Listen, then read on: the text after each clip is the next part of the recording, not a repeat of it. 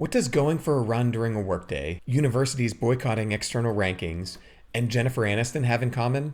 Today, I want to share a few topics that interested me on LinkedIn recently and connect them to my thoughts on setting better professional objectives for organizations, managers, and individuals to achieve each of their goals, particularly fighting laziness at every level, leading to bad quantitative priorities. This video is for anyone in the corporate world, from those just starting out to senior executives who like getting management advice from random guys on YouTube. We'll share some examples of where numerical metrics are used to set goals and why that's dumb and often has unintended consequences for employee behavior. For employees, I'll share my rebellion against such priorities and how to push you and your boss to set meaningful goals that matter. For bosses, I'll share what you can do to be the critical bridge between corporate messaging and what actually matters to your team. Stick around.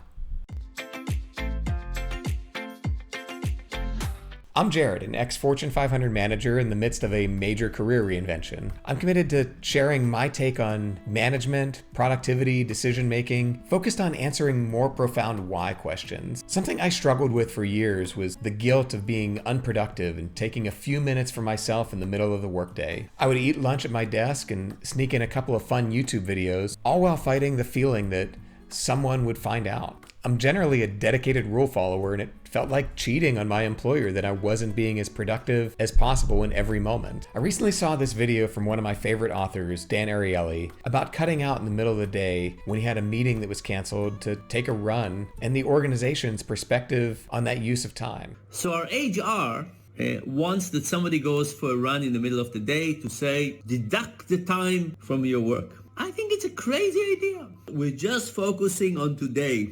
The people at HR who are focusing just on how much hours of the day people are working, and anything that is not on their desk is considered not work. I think that's counterproductive. We're just focusing on today and the number of hours you're working. Dan goes on to say that from both the individual and organization's perspective, the long-term ability to balance productivity with a focus on health and energy is in everyone's best interest, but that's not the historical way of thinking of it. Further, it doesn't feel like that's how organizations think about productivity today. This highlights a tension, or at least a perceived tension, between employees and employers of what defines productivity. In the PCE or post-COVID era, it feels like the conversation has shifted to focus on holistic individual well-being and working towards overall productivity and balance in our lives. Wellness and productivity are intertwined, and hustle culture is starting to break into more long-term sustainable approaches to our lives. However, there is a tension that exists between this individual perspective and public corporate productivity goals. This returns me to my guilty feeling. Am I really doing all that I can when it's my employer that's buying my time? Fundamentally, I'm encouraged more individuals are focusing on achieving fulfillment over the lifetime of their productivity, while employers are focusing on more immediate results that contribute to their bottom line. As most of us are employees, how can we balance achieving our long-term goals while still offering what our organizations are paying us for? What feels like a significant tension may have a reasonable solution, but that involves more honest conversations about what we're trying to achieve. The first thing is being honest about what productivity means. We sell our time to make genuine contributions to our organizations, but what are the different types of productivity? The most valuable work often involves deep critical thinking, problem solving, and creativity. To work on each of these, we must set ourselves up for success. As individuals, this requires understanding ourselves and what we need to do to enable our peak productivity state. There are many techniques for getting into the flow, and I want to emphasize the role of owning and defending your schedule to create the perfect environment to encourage productivity. This involves introspection and awareness, asking the question, when are we most likely to achieve this state? So when is that for you? Is it in the morning, afternoon, late at night? Personally, I'm most productive on this type of work in the morning, so I need to create an environment that encourages it and block this time for these activities. I need to avoid letting other tasks creep into my peak focus time, so I do little things like turning my phone on mute, stopping email notifications, and putting on the right music. Owning and dedicating your time is especially true for longer activities. Having managed scientists right out of college for years, one of the first things I would teach them is the power and importance of scheduling time for yourself. If you need to do a 4-hour experiment in the lab, block your calendar, publicly and privately declaring this time is reserved for a specific task. I asked them if they would be as effective having 1 4-hour lab block or 8 half-hour lab blocks. The experiment would likely take way longer than 4 hours if broken up. From the organization's perspective, we're wasting resources by not committing the time. This is true for me today regarding writing and other deep thinking activities. I need to create the right environment and avoid distractions to maximize my effort. If I break it up, it'll take way longer. There's a different video on optimizing creativity, and that follows a different time management system. Still, I'll cover that later, so be sure to subscribe to catch that one. While dedicating our time to specific tasks and using our calendar effectively is essential, that doesn't mean we need to be a slave to Microsoft Outlook. If you get into one of your personal productivity blocks and you're just not feeling it, don't force it. I sat down for one of my personal productivity sessions this week and it just wasn't happening.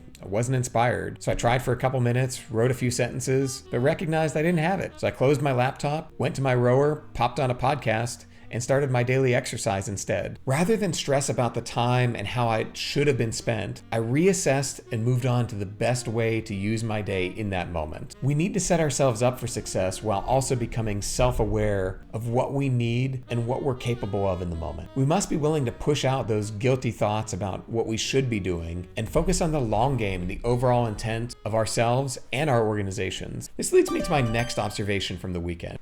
I saw this article that the University of Zurich has decided to stop participating in university ranking. They realized that the gamification and scoring system used in the rankings was degrading what they deemed to be a success for their organization. This makes me incredibly happy, as I see far too often what I consider lazy quantification being used, even when it's clear that the work is directed at optimizing a score rather than what the score was created to measure in the first place. More commonly, I've seen this behavior in return to office policies. Organizations are dictating individuals to return to the office on a more frequent and regular cadence to bring back collaboration and real or perceived declines in productivity. There are elements of truth here, as collaboration and connection do look different when teams are fully remote. However, I also believe that that's a factor of laziness and the inability to replicate historical ways of working in new technology-driven environments. However, there's often a disconnection between the organization's intent and what the individual hears. In this cascading of a new policy, the message frequently degrades to the simple quantification of what is being measured. In this case, it's badge scans and time in the office, which brings in Jennifer Aniston. In my favorite movie of all time, Office Space, Aniston works at a fictional TGI Fridays-like knockoff tchotchkes. If you haven't seen it, Aniston's character is repeatedly talked to by her manager for only doing the minimum when it comes to their lazy quantification policy of wearing 15 buttons or pins, or as they call them in the movie, pieces of flair. We need to talk about your flair. So what is the expectation? Okay, 15 is the minimum. Now, it's up to you whether or not you want to just do the bare minimum. So what does flair have to do with productivity? People can get a cheeseburger anywhere. They come to tchotchkes for the atmosphere and the attitude. Okay, that's what the flair's about. He fails to draw a meaningful connection between the metric and the actual success in serving customers and keeping them coming back. The feedback focuses on the lazy quantitative metric, and the two talk past each other. Okay, so more than, yeah?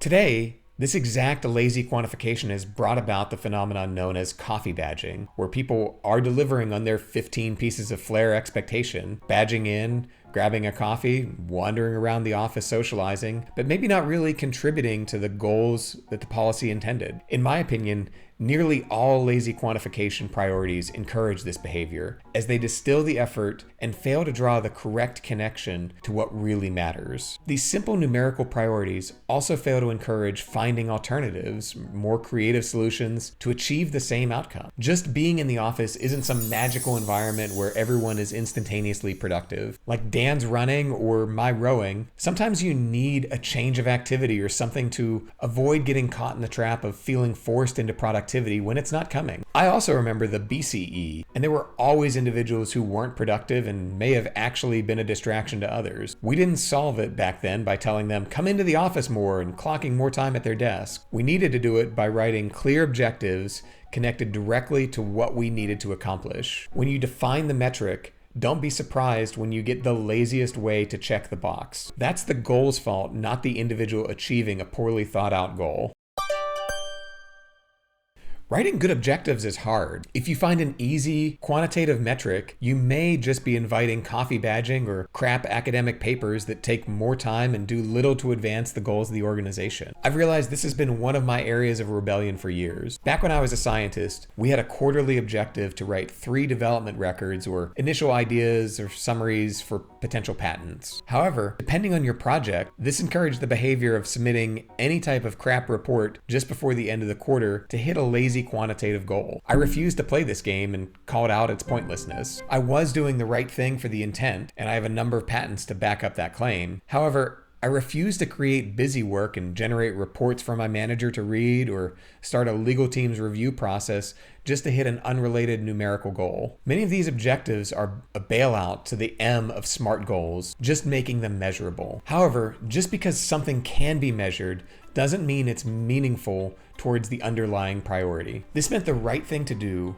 was to take more work from a review process on the front and back end to craft better priorities that were more directly connected with the organization's objectives, ensuring that the time and effort were genuinely more productive. Ask what you're really trying to achieve, what you're measuring, and what's the laziest way someone can check the box. If it actually doesn't achieve the goal, then change the metric. I plan to do some deeper videos on creating good priorities and facilitating positive performance reviews, both from the employee and manager's perspective. But for today, let's just look at high-level concepts that I use, focusing on counteracting one potential consequence of coffee badging behavior: engagement. First, I view there as being 2 types of priorities: business and personal. Business priorities are easier. They directly connect to your organization's business objective. They should cascade effectively from the highest leadership down to the individual, with an understanding of how your work directly contributes to the organization's bottom line. If you or your manager aren't clear about how your work achieves the business goal, that requires a deeper conversation. Today, I'd instead focus on personal priorities and how crafting them effectively contributes to engagement. I made each of my direct reports have 2 personal priorities. The first answered the question, what are you doing to improve the organization? This gets at the collaborative and connectivity goal of returning to office. What are you doing to make the rest of our team better? Are there specific areas of inefficiency that you're passionate about solving that make us a stronger team? How are you directly contributing to the growth and development of others in the organization? Getting clear on this shows the value of being together, or encourages creativity in alternative ways to solve a fundamental problem of forming productive collaborative teams, which is really what getting back into the office is about, right? Certainly, connective collaborative priorities can be built into business priorities as well, setting meaningful expectations about team dynamics while delivering on business results. This organization-focused personal priority creates the opportunity for each individual to use their strengths and passions to make everyone else better. This leads to my second personal priority, answering the question, what are you doing to make yourself better this year? This is one of the most essential priorities from 2 perspectives.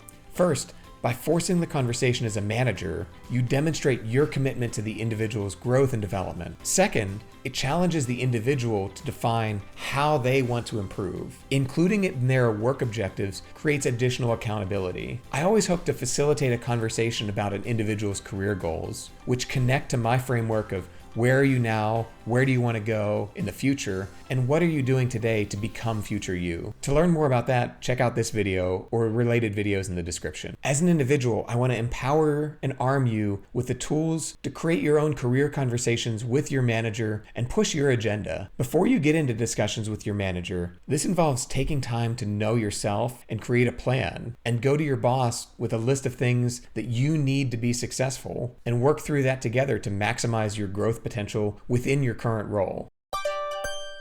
Engagement is one of the most significant risks associated with the potential consequence of lazy quantitative objectives. Any major change, such as being forced to work differently, like coming back to the office, can cause people to question whether their leadership actually sees their contributions to the organization's goals, which is what good priorities should do naturally. From the organization's perspective, the risk is those who lose engagement may be different from the ones that you want to quit. Your top performers may be the ones really looking to take their talents elsewhere. Middle and frontline managers face the true challenge of these policies as they attempt to convey changes effectively and draw connections to lazy quantifiable objectives better than a tchotchkes manager. By committing to the individual's development and working together to craft personal priorities focused on professional development chosen by the individual, you, the manager, can assuage concerns about new blanket corporate policies by consistently demonstrating a commitment to the individual and their growth in a manner that's meaningful to them. This isn't about firefighting